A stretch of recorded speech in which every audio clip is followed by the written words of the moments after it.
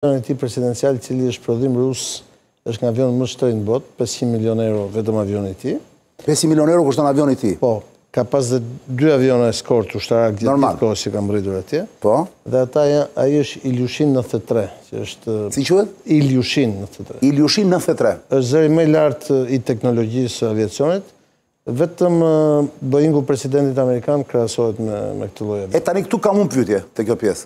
E ka atë që kanë këto avionet e këtyre bosave që në qoftë ndodh gjë larg qoftë, ata futen te ajo kapsula dhe kapsula bie dhe ai shpëton? Ka dhe kapsulën, ka dhe një qendër komando e kontrolli në rast lufte atomike, ai mund të komandojë nga aty, nga avioni. A e ka dhe këtë pjesë? Po. Pyeta. Dhe është zëri i fundit i teknologjisë, ky është avioni 2022-shit. Si quhet?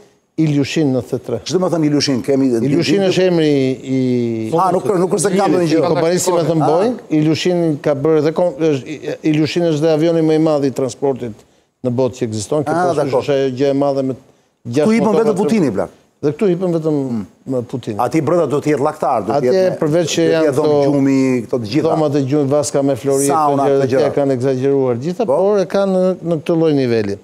Pjesa tjetër është detaj i dytë. Atë e pret poshtë shkallëve Kimi. Po. Poshtë shkallëve të avionit, sikur të ishte shefi protokollit.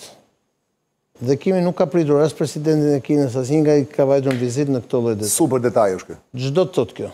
Asnjëherë një president i vendit nuk e prek poshtë shkallëve homologun e vet. E pret ministri i jashtëm për shembull. Dhe ai e pret kryeministri. Ose kryeministri, po. Çdo të thotë kjo. Ka një detaj. Nëse të kujtohet para se të plaste pandemia, pra në dhjetor 2019, unë i kam me detaje nga koha, Kimi ishte duke vdekur dhe u transferua në Moskë në një nga klinikat më të mira të Moskës, që është Hebrenjve Rus, dhe vdik nga Covidi. Po, e mbajmë çfarë bullafiqi ishte ai. Jetoi 3 muaj me oksigjen. Dhe është marrë vetë Putini me duke i shërbyer, i solli 10 motrë nga Korea, e cila qeverisë ndërkohë Korean, po. Është marrë vetë Putini duke shërbyer me njerëzit e tij që të shpëtonte jetën. Pra, ai afrimi që kanë ata ashtu aty është njerëzor, është më shumë se sa, pra nuk është protokollar, është shumë njerëzor, flet gjuha e trupit, sepse ata kanë një të kaluar, pra janë takuar dhe herë tjera në forma sekrete, po sidomos është kjo pjesa që Kimi i konsideron rusët më të besueshëm se gjithë, edhe se vllai dhe se motra, se kinezët po e po, sepse ka dhënë prova që Rusia e ka shpëtuar jetën Kim Jong-unit. Pyeta. E treta, që është me rëndësit për tu... Ale si i duket Putinit ky Kimi, kur e shikon? Pastaj... Ale si i duket kur e shikon, si bubolak ashtu? E treta... Si vepër e boterës. Si vepër e boterës. E treta që është me rëndësit shumë të madhe. Ata kanë aty 2 Bentley të blinduara, limuzin Bentley, nga më të shtrenjtat janë të 2 të blinduara, dhe e para është makina me flamurin e Rusisë që duhet shkonte Putini. Këtë e di dhe unë. Putini ka fanë një makinë këti. Po, dhe dyta është Bentley ku këta hipin të 2 bashkë. Bentley është amerikane? Jo, Bentley nuk është amerikane, është angleze. Është angleze, po është multinacionale më shumë se sa. Me qartë. Edhe ai hipën në vetur me Kimin. Pra, tregon që afrimi është kaq normal, sa që nuk respektohet asnjë konforme e protokollit, dhe kjo është gjuha e trupit për t'i folur të tjerëve që shikojnë, pra në tjerëve, amerikanëve, evropianëve, pjesës tjetër të botës që shikojnë se si jemi ne. Qartë. Ani çfarë kanë nënshkruar, se njerëzit duhet kuptojnë çfarë kanë. Se ka dhe detaj tjetër që do ndihmoj unë tani, se kam punuar shumë te kjo pjesë. Kim Jong-uni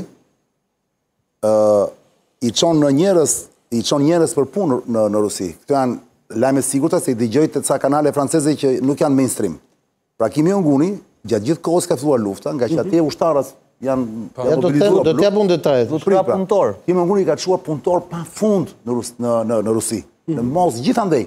Ku ka vende, po pa fund. Do t'ja bun pra se thua shkëmbej kleringje me njëri tjetrin. Ja, do t'ja bun detajet të marrëveshjes.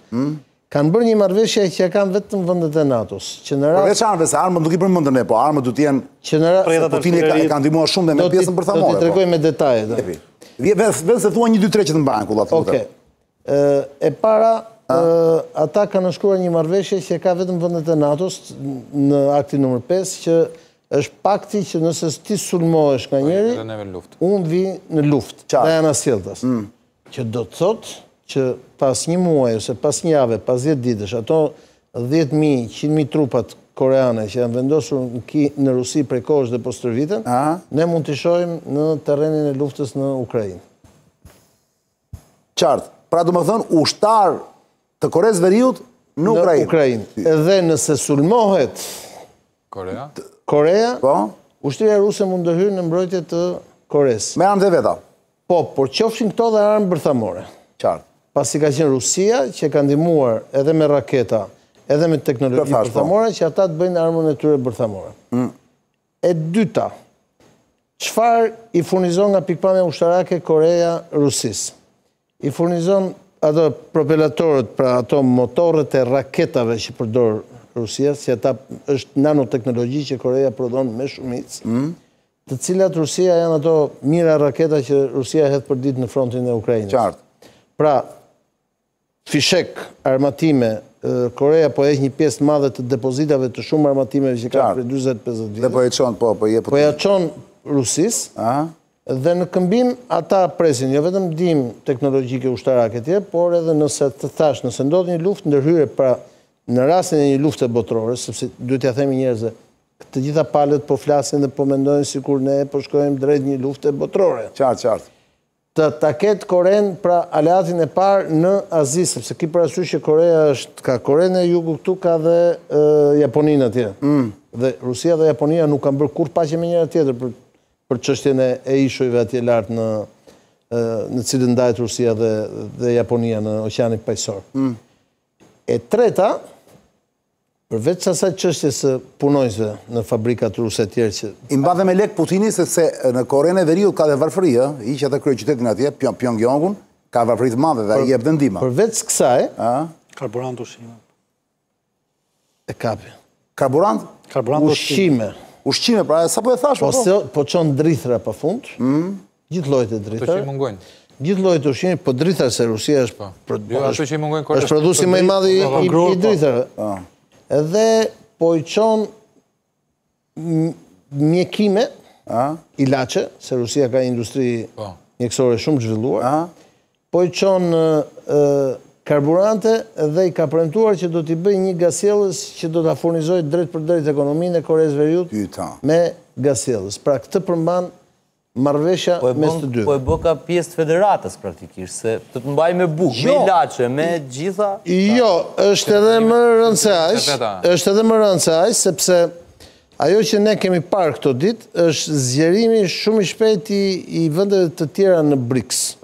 Ka premtuar Turqia që do futet në BRICS, Malajzia u fut në BRICS para 2 ditësh, u bë takimi... Po duke qenë kampionat evropian, nuk kurse i ndjek njëri këto lajme. Ndryshoj dhe jemi BRICS-it tani se... Ata bëjnë BRICS plus 20 plus 50 e tjerë, dhe pritet që vitin që vjen të futet edhe Serbia, pra zgjerimin e BRICS-it në Evropë. Pra, ata duket qartë që po shkojnë me një strategji, por ajo që më shqetëson mua në fakt, është ajo që ka thënë Vučići para 2 javësh në një intervistë, që bota për 3-4 muaj maksimalisht shkon në luftë botërore. E tha dhe ai? Ka thënë. Dhe çështja është që e artikuluar nga sekretari i përgjithshëm i NATO-s, e artikuluar nga Vučići, që kuptohet informacionet i ka drejt për drejt nga Rusia, e artikuluar nga shumë aktor aktualisht në përbot, dhe veprimet që këta po bëjnë, ne na bëjnë të mendojmë që po krijohet, dikur ka qenë bota e ndarë në luftën e ftohtë në Evropë në lindje perëndim, tashmë ne kemi luftën e ftohtë jo vetëm në Evropë, por në gjithë botën, ku e ndarë në 2 kampe, nga një anë BRICS-it dhe nga një anë tjetër ajo që rusët e quajnë perëndimi kolektiv, kurse ne e quajmë demokracitë perëndimore. Dhe vetëm kështu shpjegohet takimi para 3-4 ditësh ku mori pjesë presidenti Begaj në Zvicër për ta shtuquajtur propozimin për paqe në Ukrainë. Dhe bukura këtu është se organizatori i takimit Zvicra nuk e nënshkroi këtë dokumentin final bashkë me disa vende të tjera që nuk e nënshkruan. Dhe jemi në një nga momentet më historike që ka njohur bota nga lufta e parë botërore deri sot, nga pikpamja e sigurisë edhe të gjërave të mëdha që po lëvizin. Kështu që kjo vizitë e Putinit, përveç se është vizita e parë në 24 vjet, është edhe vizita më historike sepse e zgjeron hartën e konfliktit deri në paqësor, ajo që unë kam thënë që në fillim që Aleanca Kino-Ruse në fakt qëllimin nuk e ka në Evropë, qëllimin e ka në paqësor. Tani, para se t'ja fjalën miqve të mi, të fillojnë nga Sebastiani, Muça, Flogerti, Marsidi dhe Shpendi, do filloj unë me një pyetje. Dakord me të gjitha këto, po Kina ka varur Turin, pulla.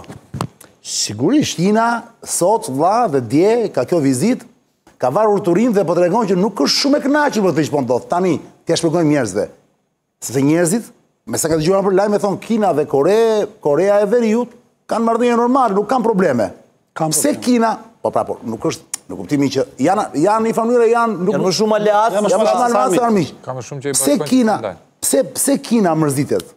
Pse Kina është mërzit shumë? Kjo gjë ka origjinën në 10 vite përpara, kur 10 ndoshta shumë se ka. 10 vite përpara, Kim Jong-un, do t'i japim njerëzve disa detaje. Po, thjesht, sa më thjesht, në gjuhë vulgare. Bashkë me të motrën, kanë jetuar gati 10 vjet në Evropë, në Zvicër të Bravo. Kanë studiuar. Kanë studiuar me emra të tjerë. Bashkë me motrën e vetë, po. Edhe e bullafiqet të jetë. Jo, ajo është e hollë, është e dobët. Është e hollë ajo? Se kam parë. Dhe është shumë e mençur. Edhe kanë jetuar, ndërkohë që vëllezërit dhe motrat e tjerë që këta kishin me nën tjetër, se këta me të njëjtën nënë, të njëjtin baba, këta ishin në Kore dhe këta pretendoshin që këta do ishin trashëgimtarë, ata që ishin në Kore dhe ishin të lidhur me Kinën. Qartë. Kur u kthye Kimi, janë dy klane. Po, brenda familjes. Brenda familjes. Një klan pro Kinës, po, kur u kthye Kimi, klani tjetër s'mund të themi anti-Kina. Jo, klani jetë tani do ta tregoj, nuk e se ishte.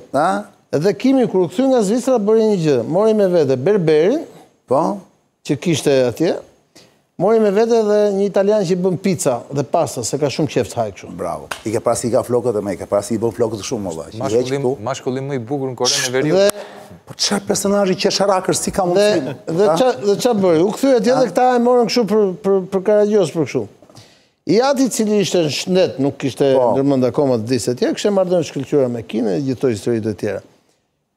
Kinezët kishin informacion për smundjen e teatrit dhe vendosën të fillojnë të mbështesin vllajën e Kimit, atë që u vra, që u helmua nga shërbimi sekret korean. Dakor. Për të qenë suksesori pra pasardhës. Zëvendësuesi pasardhës.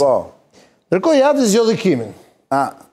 Dhe Kimi kishte informacione të qarta që Kina ishte kundra Kimit dhe kinezët bashkë me Gjajën Dajën që kishte aty, bashkë me një grup generalesh e nëmlecuan Kimin, se morën kështu për budolla nga këta që do të hajë. Po se ashtu duket ai, po në fakt.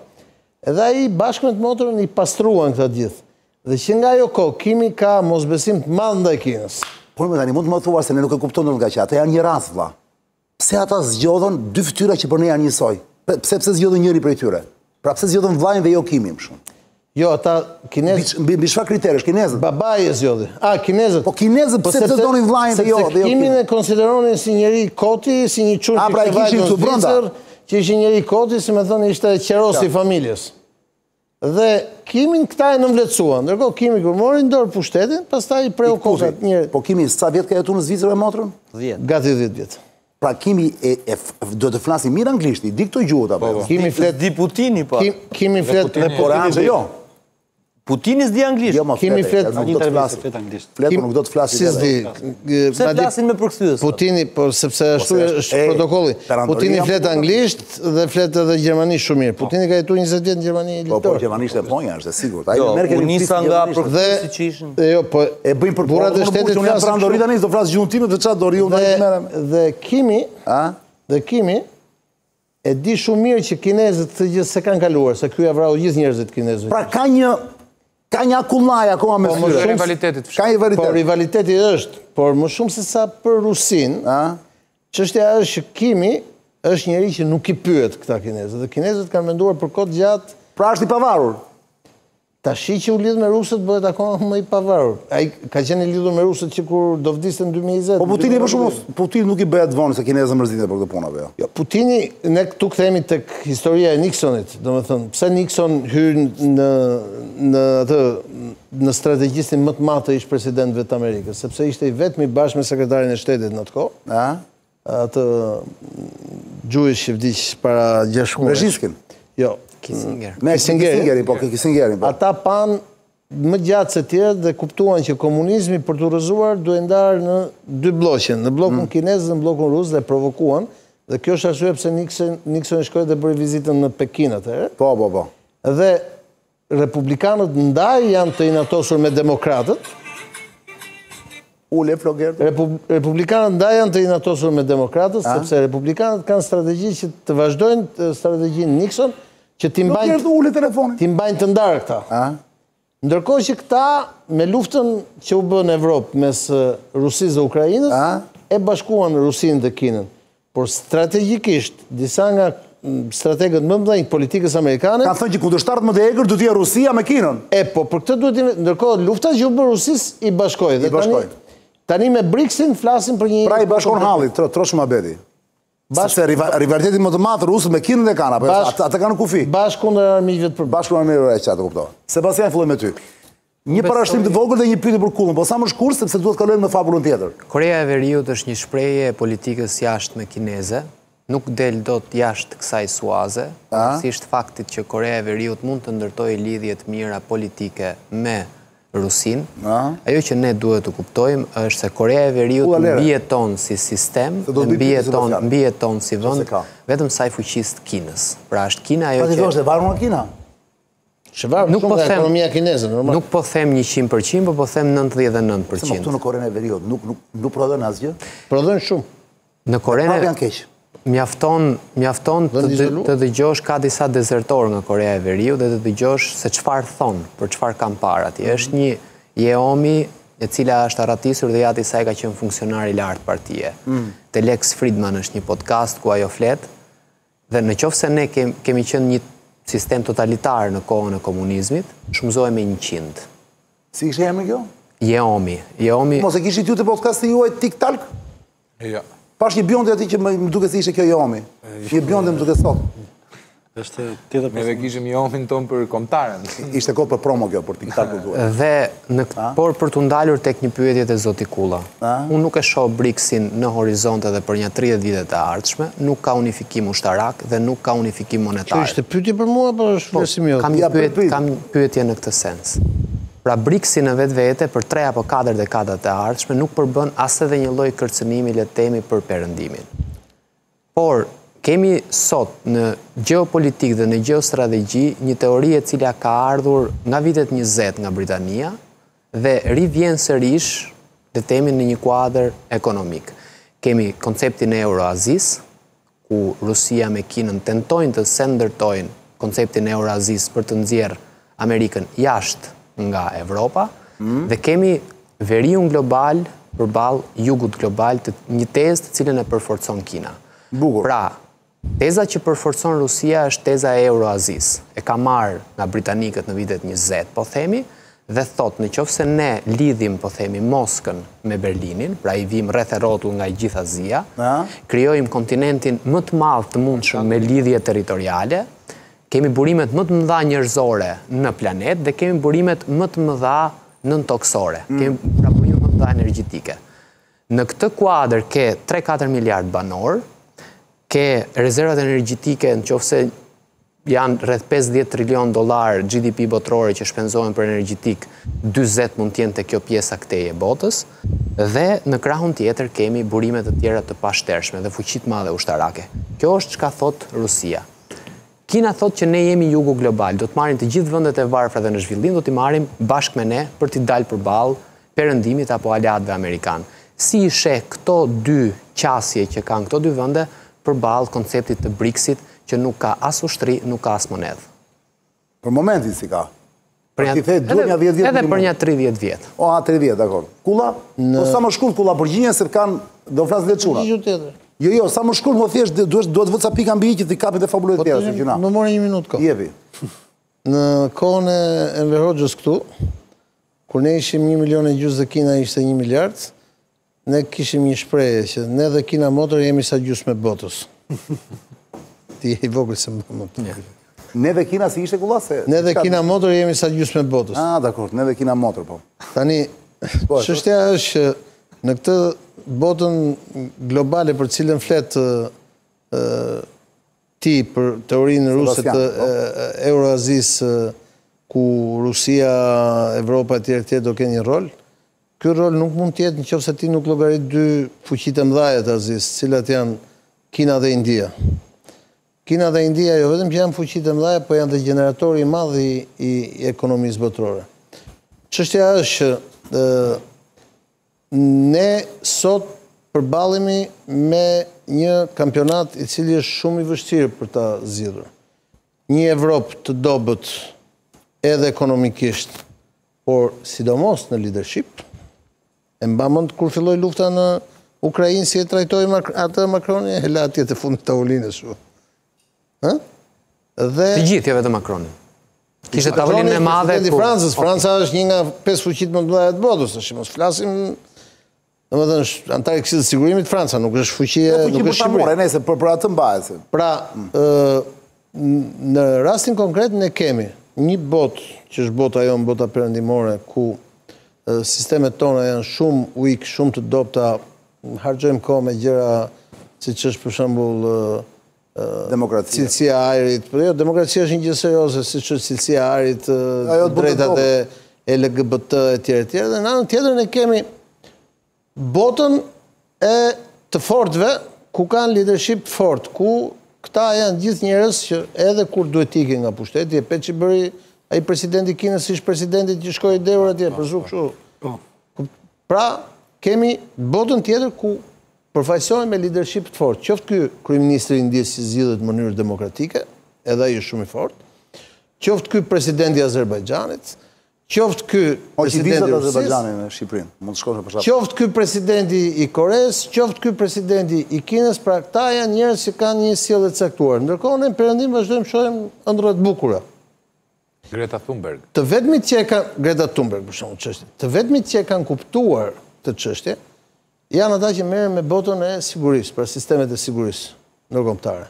Pra shërbimet sekrete, komitetet e politikave të jashtme apo të sigurisë e tjerë, apo masoneria botërore që e kupton që këtu po luajmë me dy sisteme të ndryshme. Politikanët që prodhojmë, ti do shohësh Parlamentin e Arshëm Evropian, do jetë deri diku qesharak.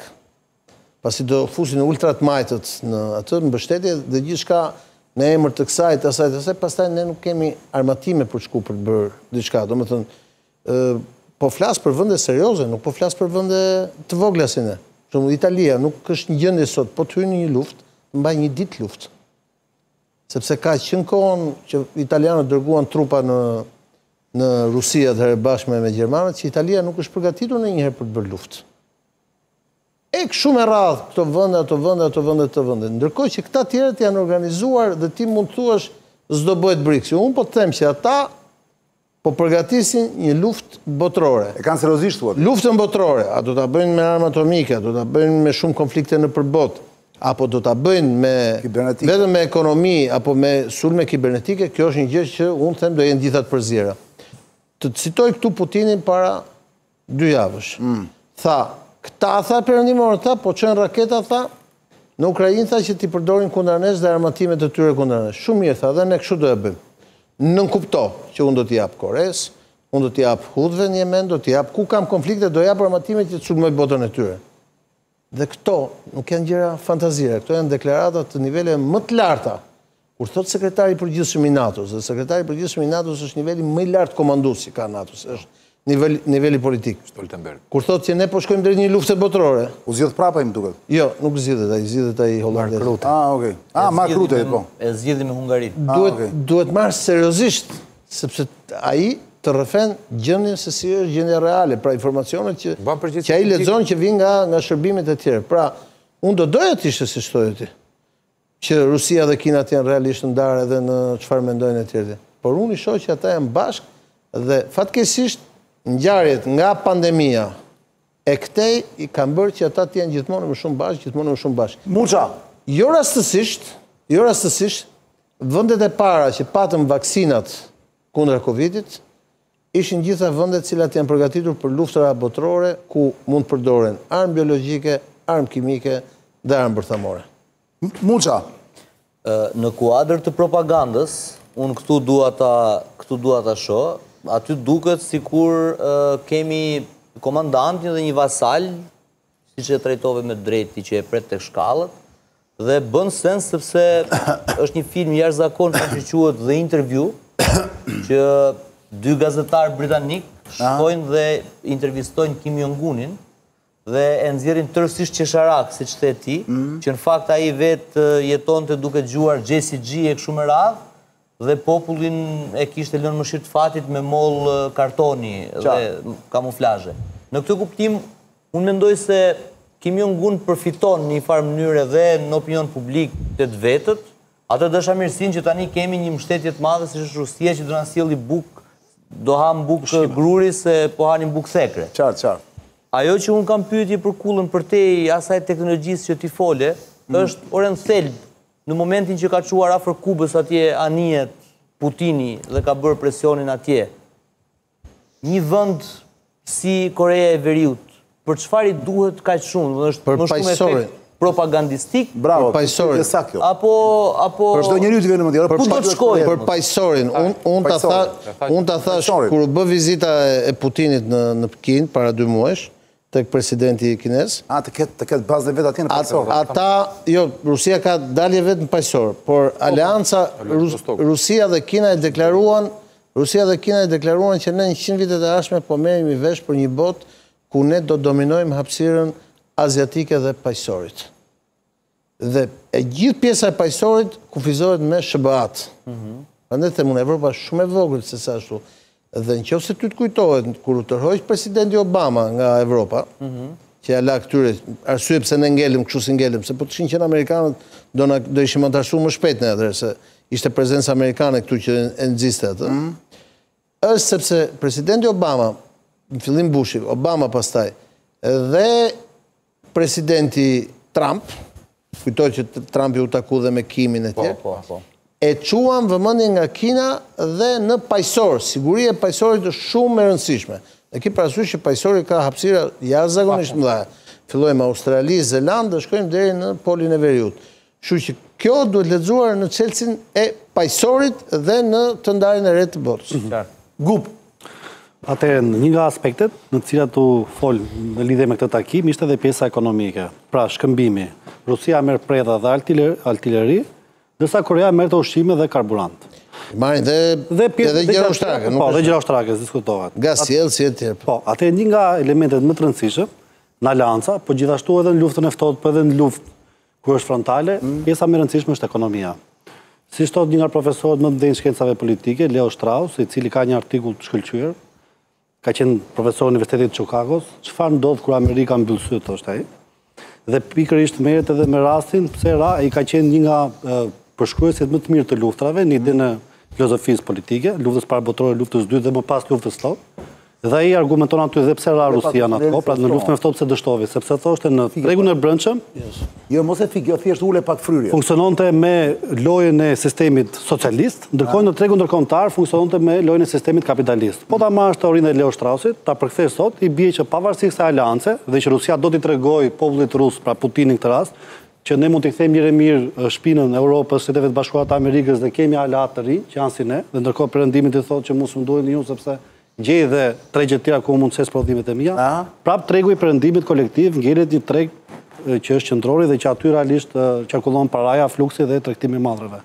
Pavarësisht ndërtimit të BRICS-it, pavarësisht të aliancave, e shikon një dobësim ekonomik të Rusisë, Koreas dhe të gjithë bllokut BRICS-it, duke parë këtu edhe idenë e GDP-s, pra. Domethënë, po ti shikosh GDP-ja Rusisë, GDP-ja këtyre vendeve është në raport me GDP-n e vendeve të perëndimit kolektiv. Dhe ndoshta duke shtuar në fakt që të kompletoj pak dhe pritjen e sigurt të rënies së popullsisë në Kinë. Po. I dashur. Gjithë analistët thonë këtë gjë. Kina pas, ku diun, 8 vjetësh do jetë se nuk pas 2 vjet e 4 muaj.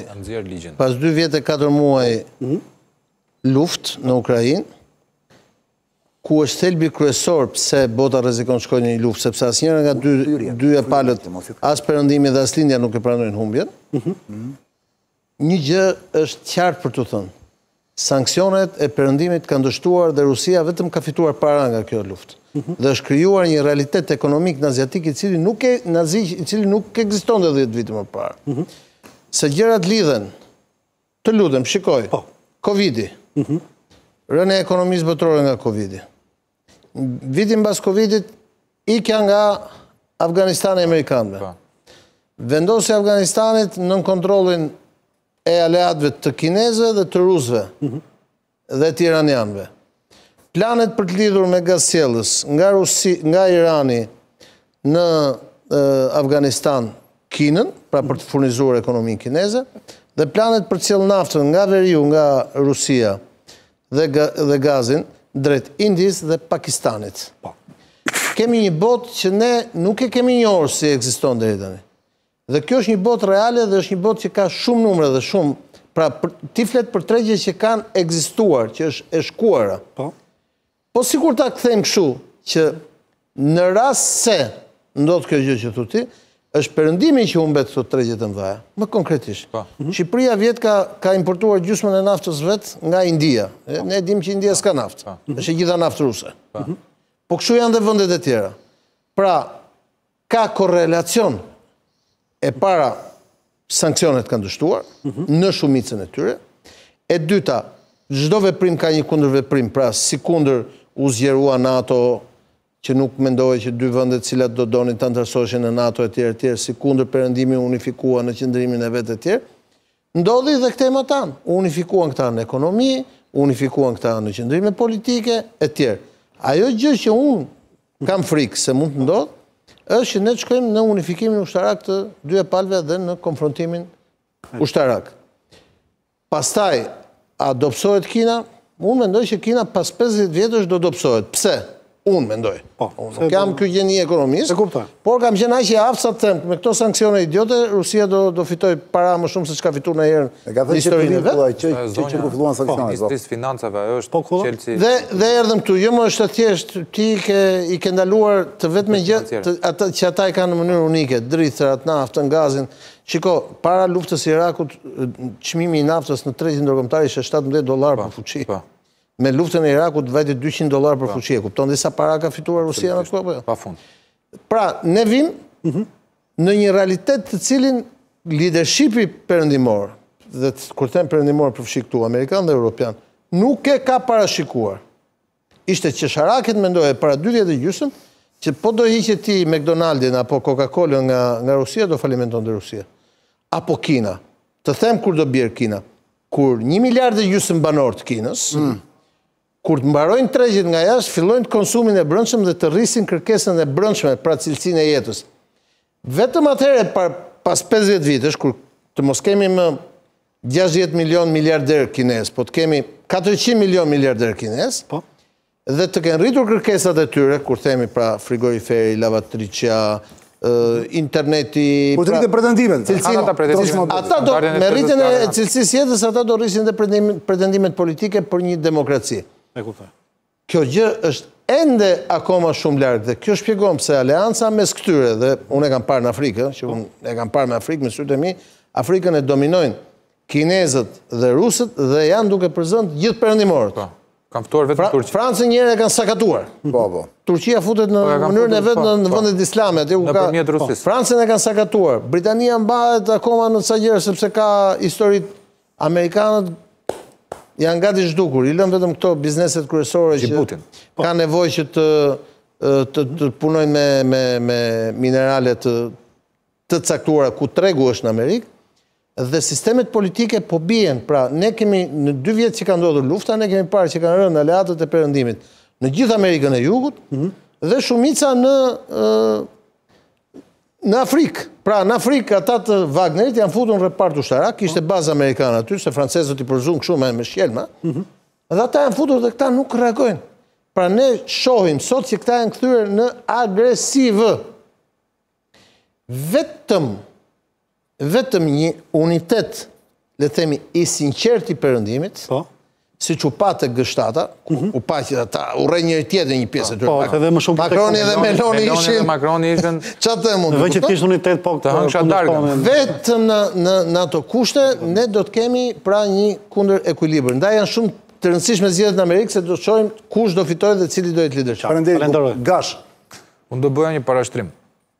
Pastaj do të konkludoj një pyetje. Përkundrazi gjithë atyre që u tha nga djemë, që mund të shikohet një rivalitet midis Kinës edhe Rusisë, dhe Kina po plas tani nga xhelozia se Putini ka shkuar në Korenë e Veriut, Unë duhet ta lidh me vizitën e 2 muajve më parë të Putinit në Pekin. Dhe sot, ky e ka turin e dytë, apo apo këtë javë, e ka pas turin e dytë për të konsoliduar aleancat. Pra Putinin, në optikën time, është njeriu i cili po i lë pezull gjithë mosmarrveshjet që ka Kina dhe Korea. Dhe këtu jam te pika që thot Kulla. Armiku tim është miku im. Është miku im, po. Pra sot e kësaj dite është kundërshtari perëndimi kolektiv. Qartë. Dhe nuk janë shtetet aziatike me njëra tjetrën, sepse po t'i futemi historikut, Rusia dhe Kina duhet u rrehen me njëra tjetrën për çështjen e Siberisë dhe mbi Mongolinë. Pra ka pasur lloj tentativash për t'ia zaptuar njëra tjetrës territorin, kështu që nuk duhet kishin kurrë aleancë. Por deficienca totalisht politiko-ekonomike e perëndimit, duke mos mësuar nga historia, dhe këtu do t'i përmend Kullës rastin e Napoleonit, i cili bëri atëre blokadë kontinentale, pasi pushtoi gjithë Europën, dhe blokada kontinentale nënkuptonte që neve do ta bllokojmë ishullin e Britanisë Madhe dhe nuk do t'i marrin cohën angleze. Ndërkaq që Anglia, si perandori detare, kishte treg gjithë botën dhe tregtonte cohën angleze, ndërkaq që Europa vonte për veshmbathje. Pra sanksionet që bëri Napoleoni duke pasur të Europën, ja futën Napoleonit, njëjtën që bëri perëndimi me Rusin. Pra ti nuk mund t'i marrësh dot. Interesant paralelizmi. Nuk mund t'i marrësh dot t'i heqësh një shtet i cili financon gaz natyror, naftë, e të mbush tregjet, duke i thënë shikoj se unë nuk jam rregull me ty dhe po të vendosi disa sanksione dhe po dalin mediat dhe po e trumpetojmë këtë sikur kemi bërë një gjë të madhe. Sepse ti sapo ke bërë autogolin tënd. E treta, ka më shumë unifikim bota aziatike, qoftë edhe jo demokratike autoritare, se sa këto demokracitë hipokrite që kemi neve. Po të shikosh Melonin edhe Macronit, takimi i G7-s, ishte bërë meme, ata ishin të hëngsha darkën njëri tjetrit.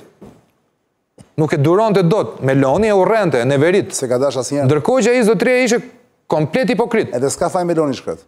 Ndërkaq që Kulla na dha një detaj shumë të rëndësishëm që unë nuk e dija për veten time. Që gjatë Covidit i ka shpëtuar jetën Kim Jong-unit. Po. Dhe po ti shpëtosh jetën, është si puna e Brutit me Cezarin. Cezari nuk e llogarisë do të Brutin që do t'i bënte atentatin, sepse një herë xhaja ja kishte shtuar jetën në Gali, nga mbytja në lum. Kalovi lumin, po. Dhe kjo është auguri më i zi për perëndimorët, për mua është, unë si studius nuk më intereson fare a vuan apo s'vuan perëndimi nga kjo, por kjo është auguri më i zi për perëndimin që kjo lloj misie apo aleance totalisht ekonomike e BRICS-it, i cili po zerohet me hapa galopant, shumë shpejt ka për të arritur edhe në fuqizim ekonomik, në fuqizim ushtarak. Sepse ta kam thënë edhe në emisionet tjera kur kemi qenë me Kullën, ta diktojnë vetë rrethanat. Ekonomia, kur ekspandohet, duhet patjetër me u hedh në ushtri zotëri, që ti imponohesh. Dhe një luftë cilën perëndimorët nuk po e flasin është ajo lufta e famshme në Afrikë, që asnjëri nuk e flet. Ka nikur gjithë europianët janë shplar nga Afrika. Më thënë, BRICS-i ka fitu një kontinent, ndoshta kontinenti më të madh në botë, i cili është Afrika. Dhe ekonomitë më emergjente. Dhe një nga ekonomitë më emergjente që ka nevojë për... Dhe që s'ka filluar akoma të eksplorohet ashtu siç duhet. Eksplorohet siç duhet. Që është një nga kontinentet më të pasur. Kam qenë një natur në 2016 në Cape Town, dhe bëj festa kësi ka kjo kompanie madhe kineze telefonisë kjo që... Xiaomi. Jo Xiaomi.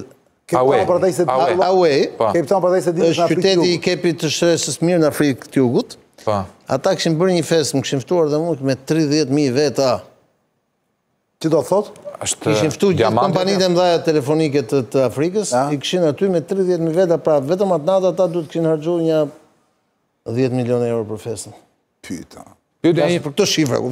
Një pyetje ime për Kullën, që të bëjmë pak, do të thënë, të bëjmë një lloj analize, ta ngrem një lloj analize.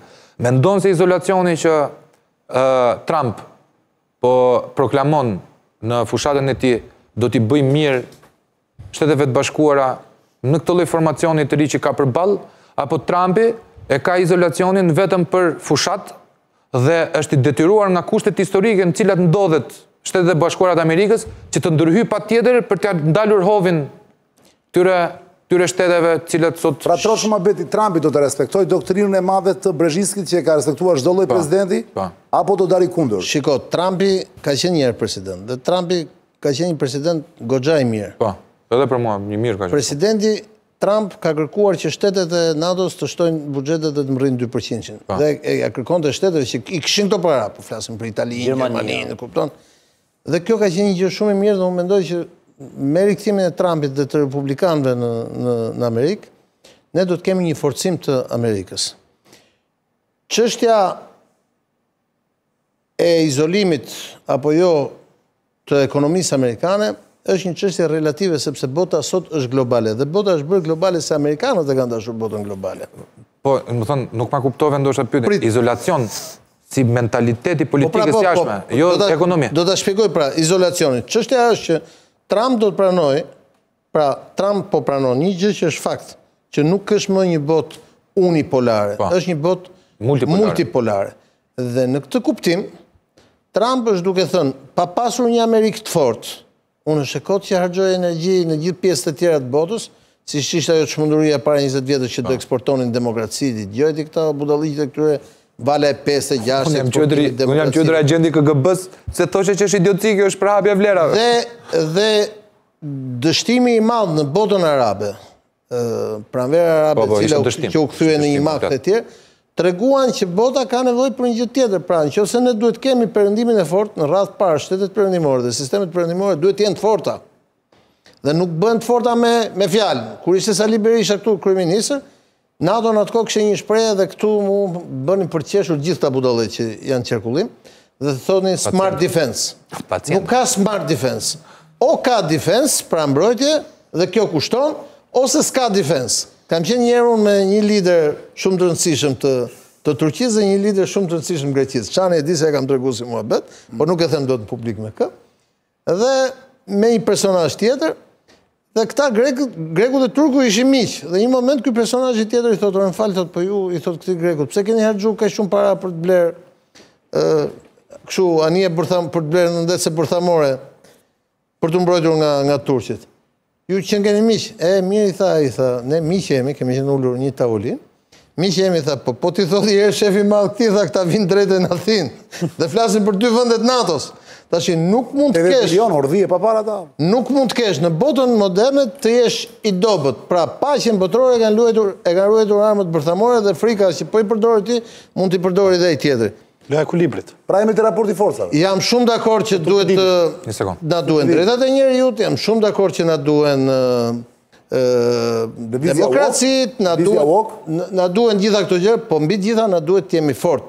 Pa mbrojtje të fortë, pa sistemet sigurisë ndërkombëtare të forta, pjesa tjetër e botës është çështje kohe dhe do na vërë përpara. Sepse ju përmendët këtu ekonominë, që është shtylla e parë e sigurisë, u përmend Covidi, që është shëndeti, që është shtylla e dytë e sigurisë, u përmend demografia, që është shtylla tjetër e sigurisë. Ndoshta më e rëndësishme për të mbajtur gjitha këto. Janë të gjithë rreth, sepse këto janë gjëra që ne i kemi parë, i kemi asistuar në ashtu. Kupton? Dhe e fundit fare, nga 5 shtyllat është lufta, dhe ne jemi me disa luftra në këtë moment. Pra, jo domosdoshmërisht, ne duhet mos e lexojmë një gjë që është evidente, që bota po shkon në një drejtim ku nuk ka qenë ndonjëherë. Dhe kjo po bëhet për shkak të vullnetit politik. Dhe unë mendoj që presidenti Trump, që kërkon një Amerikë të fortë, qofse do zgjidhet, ë? Po, president prap ka qenë, unë do t'i them presidenti Trump, si që them presidenti Clinton, si që them presidenti Biden. Por nuk e thash atë kuptimin, po duhet ta themi që pritse. Pra nëse republikanët korrekt gjërnëtor. Ata kanë shumë të drejtë që të kërkojnë, ata kanë shumë të drejtë, sigurisht që po të ketë një luftë botërore para nëntorit, me sigurisht që në Amerikë do shtyhen për shkak. Po patjetër. Dhe jo vetëm në Amerikë. Edhe në një pandemi. Të shtyhen gjithandej. Si thuhet lart e poshtë. Do votojnë ata që nxjerr çanit premte. E di ku shkojnë mendja valla. Di ku shkojnë mendja për ta mbyllur, se s'kemi kohë. Po. E di ku shkojnë mendja, po nuk e di pse s'ndodhi valla. Kjo i bëbonte Macron Mavria tani.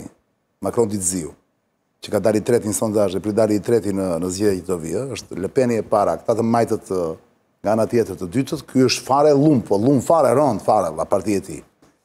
Di ku shkojnë mendja para se shpërndarje parlamenti kulla. Tash orë ky, mos ka ndonjë plan që po është i pari që ka thënë të futin këta ushtrinë në Ukrainë kështu. Mos do të gjendje të jashtëzakonshme. Gjendje e jashtëzakonshme të shtys zgjedhjet ose ku diu të bëj diçka atje. Po dhe Bideni ka po bën njëjtën gjë ashtu me shokun imagjinar, se kush e di se ai jep ai reaktori që i vendosin aty, se Bideni është i tmerrshëm fare, do të thonë nuk e di, në mos nuk është më president, duhet të respektuar për aktor, edhe unë kam shumë xhan. Se vjen keq. Për atë? Është i papallë, deri në nëntor do. Flet për pandemira. Do më thënë, është bërë kjo pandemia dhe... Filluar i takim shumë interesant Partia Demokratike atje me LGBTIQ plusin për drejtat e tyre e kështu me radhë. Absolutisht ne i mbështesim. Pashtë Kamala Harris tani mbështesim gjithë drejtat. Ora është 10 pa 4 minuta. Do të thoshe vetëm diçka për atë që ta Kulla, se më kujtoj një shprehje japoneze se ti e di që kam qef, po nuk e majmë. Për 4 minuta ikim reklam. Si e ka Sebastian, Matsumoto, e ka Musashi Miyamoto. Thot për luftrat, se ma kujtoj Kulla. Më mirë... Miyamoto Yamato? Jo, Musashi Miyamoto. Më mirë një luftëtar në kopsht, se sa një kopshtar në luftë. Kurse unë do ta thjeshtoj. Amerikën, pas luftës dytë botërore, bota nuk e ka respektuar për vlerat e demokracisë. Dhe nga forca. Por Amerika ka qenë dhe vazhdo mbetet ushtria më e fortë dhe shteti më i fortë i botës. Për sa kohë është i fortë, do ta respektojnë. Ditën që ata kanë vrarë për demokracinë. Një fjali Leo Strauss ka një fjali epike. Thot, komunizmi ra në lindje dhe fitovin perëndim. Si ishe kjo? Komunizmi thot ra në lindje dhe fitojnë perëndim. Leo Strauss. Qa perle është kjo, Ndërsa unë një fjali kam, i marrë me shumë rezerva edhe pse ka informacion tjerë zakonshëm dhe është profesionist i pa diskutueshëm, i marrë me shumë rezerva këto thirrjet për luftë dhe besimin që ka luftë. Jo, besimin atyre. Sekretari i përgjithshëm i NATO-s, mos e ngadroj. Jo, për ti je për gjithë gjë. Janë të gjithë në regji, thua ti? Janë në regji. Ka po frazë i vijës. Ti ke bërë ushtrilla? Kur po ndos? Jo, s'kam bërë. Kur nuk po ndodh asgjë, është thjesht propagandë për efekte ekonomike, më shtoshim para se hynte Putini në Ukrainë. Mase nuk hyn pa ashtu thot ai. Jo, nuk kemi thënë. Është luftë, është një operacion.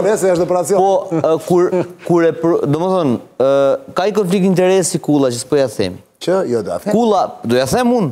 Po, thuaj. Kulla është ekspert sigurie e jashtëzakonshëm. Po.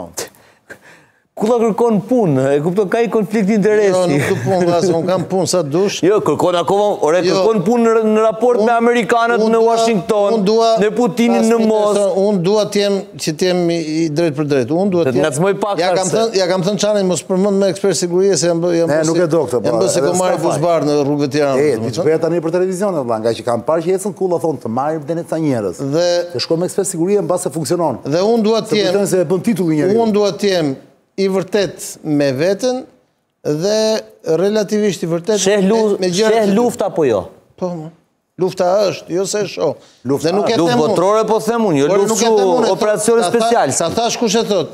E thot sekretari i përgjithshëm i NATO-s. Si besoj atyre unë? Po të shi, unë sekretari i përgjithshëm i NATO-s është niveli më i lartë politike ushtarak që ka bota. Domethënë kur orvatemi të besojmë një njeri i cili vjen i pasuar në ambasadën amerikane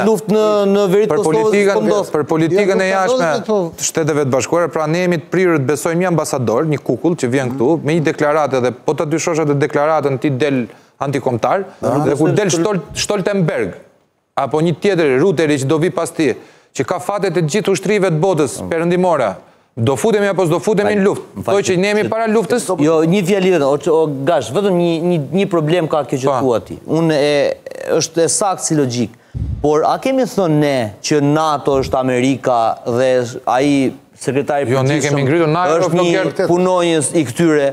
Tani, luftën vlla nuk e bën Stoltenberg e nuk e bën. Luftën e ka ndorë SBA-ja, Britania dhe ky poli tjetër këtej. Unë kam bërë kolegjin e NATO-s. Të jesh i bindur që në NATO, në headquarter, atje ku rri sekretari i përgjithshëm, funksionon si një ushtri e mirëfillt të gjithëve. Dhe informacionet që i mbrin sekretarit përgjithshëm të NATO-s janë informacione kozmike që i mbrin dhe presidentit Amerikës. Ndaje në këto nivele. Tashise, nuk po bëjmë tashise, këtu edhe ka që mëftari shkret, rafmet pas, thoshtë do kemi luft botërore, apo thot Fredi gjdo javë që del. Ore, ne ndoshta jemi. Problemi është se ne kemi tani nivellet më të larta të përfaqësimit. Që e konfirmojnë. Që e konfirmojnë. Puna është do kemi luft bërthamore, mos, sepse që në luft jemi, në i familje luftet të bërthamore. Jemi. Problemi është se do kemi luft të më bërthamore. A do kemi bërthamore, kjo është pyetja. Pra do përdori ai zotëria atje, do përdori këto taktiket që thotë që... Jo taktik, ato janë, më thënë, bërthamore termike. Pra a i të godet energjin, të godet ekonomin, jo për të vrarë njerëz. O gash, për ta mbyllë të çështja, a je dakord me mua që në fakt tani, nga që ka kaq kohë po thuhet luft, njerëzit s'pyes me fane për luftën tjetër. Mjafton bërthamori apo s'ndodhi? Se to tjerët i pranojmë. Pra, luftën e çmimeve që kanë shkuar pupsi. Jo, flas luftë me ushtrim. Po dhe luftë me ushtrim, kjo s'quhet më. Ore, kjo s'quhet më lufta me ushtrim, valla. Për shembull, sikur larg qoftë, japi truri. Vučić. Çmendurit. Jo, Kimit më e zëm. Do të ti bjer Koreas së Jugut, valla. Të futet atje. Nuk do të quajmë njëri lajm. Mjafton mos përdoren bërthamori. E disa larg është nga kufiri i Koreas Veriut në kryeqytetin e Koreas së Jugut, Seul, se kam qenë aty. Në Seul i bie diku një orë me makinë. Paraleli 38. Çuna, ju falenderoj shumë Sebastian për ta mbyllur. Jo, pulla nuk do përgjihet më. Ke 1 minutë, mos kaloj. 1 minutë fjali e fundit për këtë çështje. Thuaj se të gjithë geostrategët dhe ekspertët e sigurisë si zoti Kulla bien dakord në një pikë. Po shkojmë në ndarjen e bloqeve, po krijohen bloqe të ndryshme politiko-ushtarake tregtare. Nacionalizmi i shumë vendeve është një përgjigje për të treguar që tashmë duhet mendojmë për vete, jo izolacionizmi, nacionalizmi, rikthimi i nacionalizmit. Kombshteti është identiteti më i fortë aktualisht që flasim për të unifikuar të gjithë e rrotull një ideje. Unë nuk shoh një luftë globale, zoti Kulla mund t'i di më mirë se sheh më gjërësisht e më thellë, por shoh proxy war në shumë rajone të ndryshme. Edhe ajo një luftë globale është. Okej, unë shoh këtë. Edhe ajo një luftë. Proxy war. Miq, ora në këtë moment po flasim është 22 minuta për t'ju thënë që jemi live me Ilir Kullën, i cili nuk do më që unë të quaj ekspert sigurie, se në fakt është shumë se kaq. Po thjesht Ilir Kulla, tashmë të gjithë. Me Shpend Gashin, pedagog, shkenca politike, marrëdhënie ndërkombëtare, me Marsit Gupin, avokat i njohur, penalist civilist, pedagog gjithashtu, studiuar ligj dhe filozofi, Flogert Muçën, Lexo.al, ekspert komunikimi, gazetar, dhe Sebastian Zonjën, gazetar plus në MCN. Do të kujtoj që 2 miq tanë, Gashi dhe Gupi, kanë filluar për qefin e tyre një podcast. Mund të shikoni, mjafton të shkruani TikTok, lexohet TikTok, janë dërguar të mençur. Në YouTube. TikTok se binin dot. Isha unë para 4 ditësh. Ishe Kulla, isha dhe unë u kënaqja shumë, po. Edhe unë u kënaqja. Dhe duhet ju them urime, por nuk dua t'i uroj tani sepse jam pak supersticioz, unë them prit një herë. Bashkë. Kthehemi pas pak sepse duat ju them që me Kullën do vazhdojmë tani edhe një gjysmë moshë tjetër, ndoshta 20 minuta, jo gjysmë moshë. Do ta mbledhim pak, se do të kuptojmë. Arabi Saudite i ka mbaruar kontrata me gringot, me amerikanët, një kontratë që detyronte Arabi Saudite që çdo gjë ta shkëmbeni me dollar. Arabia Saudite më në fund ik nga kjo puna për Ilir, është e lirë tani të përdori gjithë shkëmbimet e veta që bën dhe me moneda të tjera. Dollari me jenin kineze dhe me rublat ruse. Bravo. Tani çdo më thën kjo, ana prek ne apo jo këtu në Shqipëri? Kur them ne ata që merren me naftën, sigurisht, me këto karburantet, pas pak me Kullën dhe me miqtë e mi, GGMZ, këtu në scrolling miq, 22 e 4 minuta, jemi live në MCN TV. Jepi le dio, të vinë ato.